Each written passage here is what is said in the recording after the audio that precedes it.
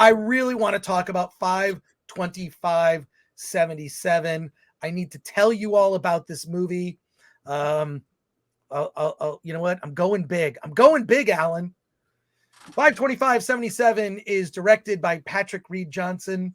It stars, well, effectively a character based on Patrick Reed Johnson, who's a kid growing up in the Midwest, the middle of nowhere, who loves to make movies. Since he was 7, 8, 9 years old, he's been making little Super 8 epics based on the genre movies that he loves, based on things like 2001: A Space Odyssey, based on The Planet of the Apes. He is a fan of all things genre. And not only did this kind of, I kind of feel a little bit selfish because in the sense that like, I feel like this movie 5/25/77 was made for me because that was me. I was obsessed with genre stuff as a kid. And just like the character in 5/25/77, Pat, he, watches genre movies and sci-fi. He reads Starlog magazine, an American cinematographer. He's has a room like filled with all sorts of model kits and whatnot, and it's sort of like ends up becoming he's always like getting his friends involved in making his projects and whatnot. And he goes on this kind of, he discovers the movie Star Wars exists.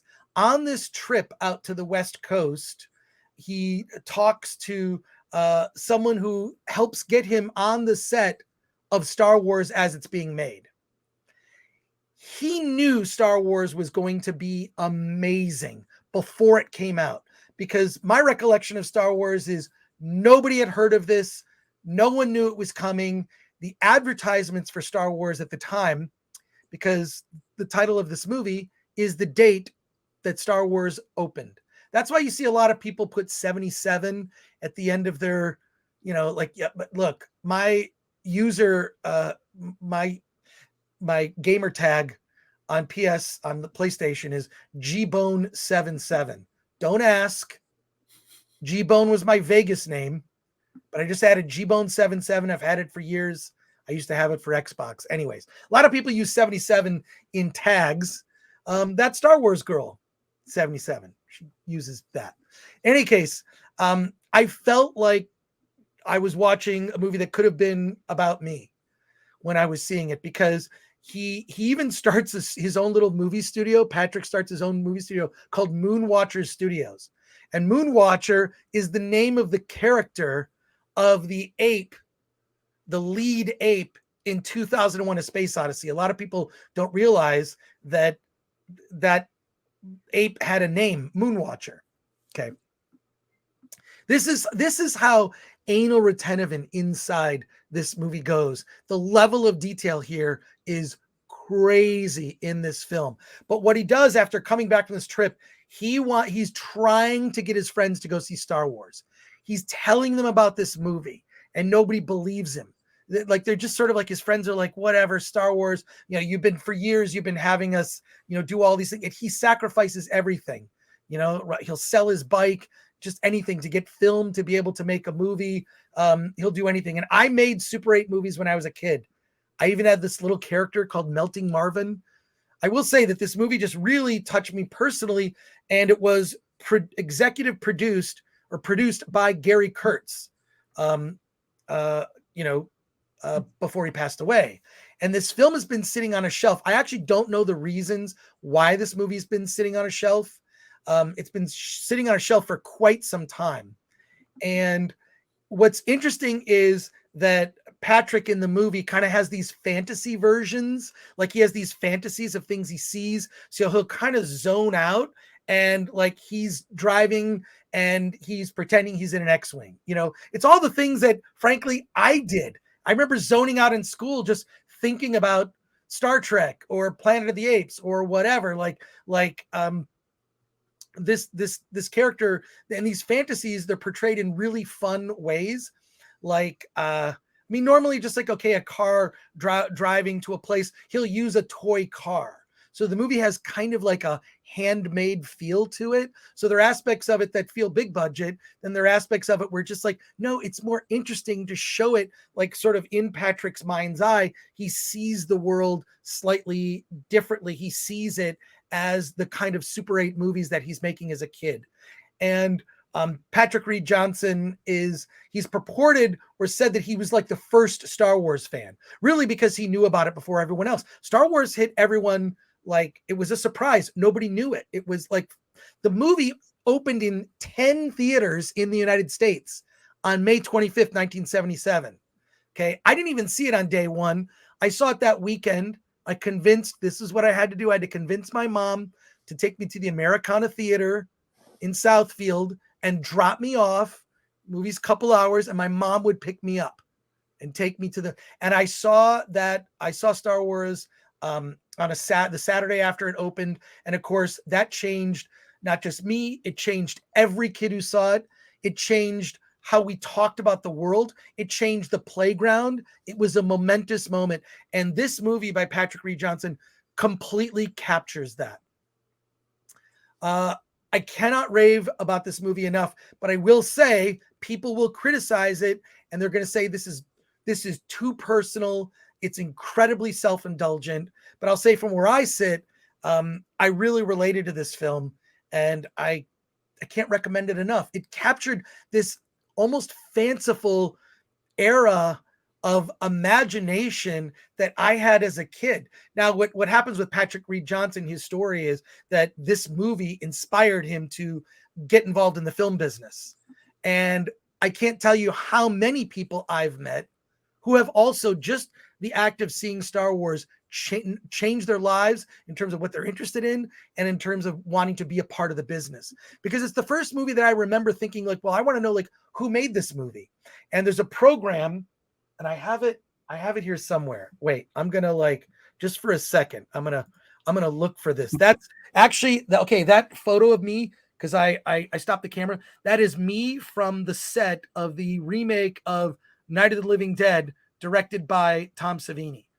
I'm gonna see if I can find this this thing here. Oh man, you know what? My stuff. Was it a book or something? Or it was a book. Okay, so it was a souvenir program guide. I can't find it. I'd have to dig. I don't want to dig, but it was a souvenir program guide that I bought, and in it, it had listed every actor. It had bios of every character. It showed you who did the special effects. It had a bio of George Lucas. I'd never seen a movie where like, oh, I want like who made this? What was the story behind the movie? So it was the first time that not only I saw like the film, I was so blown away by Star Wars, as were a lot of people, but I wanted to know, well, who made it? George Lucas became a household name as much as Star Wars, and it changed everything. So this movie captures that spirit, that sort of innocence of early genre when science fiction movies were few and far between. We were lucky to get a couple of science fiction movies in one year. This was the era of like Logan's Run, 2001: A Space Odyssey coming in re-release, Planet of the Apes, things like that. And genre films were not taken seriously. Now, of course, Star Wars comes out and breaks box office records. It played for an entire year in that theater.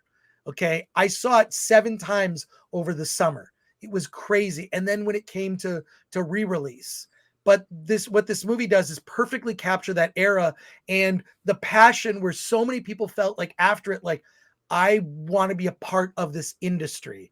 And Patrick Reed Johnson's character, basically named the character after himself, perfectly captures it. And there you go. I love this film, but I will say some people are going to have complaints about it. Say it's maybe a little too personal. Maybe it's self-indulgent. I don't care.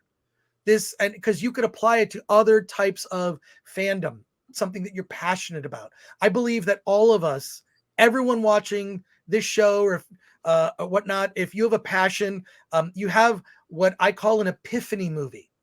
It's a movie that makes you fall in love with movies. It's a movie that changes the way you look at things and takes you on a journey to discover everything about that film, everything else connected to that film, everything that even inspired that film. So think about what your epiphany movie is. I'd like to hear Mhm. in the chat. What was your epiphany movie? Something you saw, you were probably young and saw a movie that changed your perspective. The first one for me was 2001: A Space Odyssey, and the second would be Star Wars. And then I would also add Logan's Run, and I would include Jenny Agutters' uh, breasts. So that is where I stand on this. Love the film, and we will be talking to the director on Friday's show. The movie is now it'll be in limited release in theaters, and it is coming to video on demand. So, Yeah, I Alan, saw the movie as well, oh, and good. Okay, what are your thoughts on Five? yeah, I pretty much agree with everything you said. It's when they say I I was seen in this movie. Yeah, I was. Even though there's one Asian in the movie, uh, this was like I felt like this was a movie about my childhood growing up as well. I mean, because I'm not too far off. I'm probably 5 years younger than the filmmaker at that time, but definitely the feelings I felt about Star Wars, about movies, about my friends. Um, Star Wars was probably the one thing that I grew up in an all white neighborhood in school, and Star Wars was the only thing that really brought me together with my fellow students. Something that we could talk about and relate to, and definitely broke me open out of my shell at that time. But I will say, yeah, this is his personal story, and maybe there could have been a little more editing. The movie is Yeah. long. The movie, I feel like, is maybe a half an hour to 45 minutes too long. He goes down. It is his life. It's as much as it is about Star Wars. It is about his life, and he does go down. It's a coming of age story, and I think this is the definition of coming of age. And there's a lot of stuff that doesn't have to deal with Star Wars, but about a kid who is trying to find his way in life, and there's a lot of that there. And but I also will say that I believe that his time spent in Los Angeles was more fruitful than your time spent in Los Angeles in terms of the people he got to meet and the things he got to do. But yeah, I do love this movie, but I feel like it may be a hard sell for the younger set, the people who aren't our age. Well, yeah, I do think it did a really good job of kind of capturing that, like I remember, like, well, I've got a bike. Can I bike to the movie theater? And I would bike to the movie theater. I would bike to the Berkeley Theater, which was in Berkeley, Michigan, near where I grew up in Royal Oak. I would just take my bike, or I would walk to the movies. It was like a whole negotiation, like to have like an older friend who had a car. Okay, I haven't, when I was like 14, I hung out with the older kids who had cars because it was fun to do things, right? But Yeah, I saw Star Wars. I saw all three of the originals at the same theater, and it was a 2-hour bus ride or an hour-long bike ride, and so I did both basically. yeah, no, but what I love about it is, and you're right on the running time. Yeah. And maybe that I really don't know, which I'm excited to talk to the director. We will be talking to the director on Friday's show, and I saved him for last so we can go long. Okay. I am dying to find out what happened to this movie. I've been hearing about this movie for, I think, more than 10 years. So what happened? Was it shelved? Did he have to go back and re-edit? Did something happen? I know Gary Kurtz passed away. How was Gary Kurtz pivotal? Because there are scenes from Star Wars in this movie. Yeah, right. And they go beyond fair use. Let's say it that way. It definitely goes beyond fair use. But what it does is, I'm sure that was a negotiation with Gary Kurtz, but it uses footage from the rough cut of Star Wars. Did you notice that? No, I didn't. No. Yeah, it's from the rough cut of Star Wars, the black and white, what they would call the answer print, right? The rough cut. So and John Williams' score appears quite a bit in this movie as well. Yeah, I'm just wondering. I mean, look, I personally plan to buy this film, on VOD or the Blu-ray. If the Blu-ray's got extras, I always go for the extras. Got to get it. But I feel like it does a great job of covering that era. Maybe it could have been like a limited series, like 3-part. Could have been like on Netflix as like a 3-part series, because you're right. It's about 30 minutes too long, but it was fine. That didn't bother me that much. I just like, because I just got caught up in his story and the world, and even like capturing like the way kids looked back then, Mhm. you know, like with just sort of very, you know, he just captured that era, that sort of mid 70s Yeah. kind of look. And also like But I wonder though how much that will play with millennials and Gen Z. it won't. It Yeah, probably won't. It yeah, probably won't at all, yeah. I think unfortunately. that's my point. Yeah, well, point taken. I agree with you, Alan. Like that makes a lot of sense. But let's go. What do people in the chat have to say about 525? The thing is this, okay, truthfully, this is the best Star Wars thing out there right now. It's the best Star Wars thing, okay? It's because it really explains kind of why we're even having this conversation right now.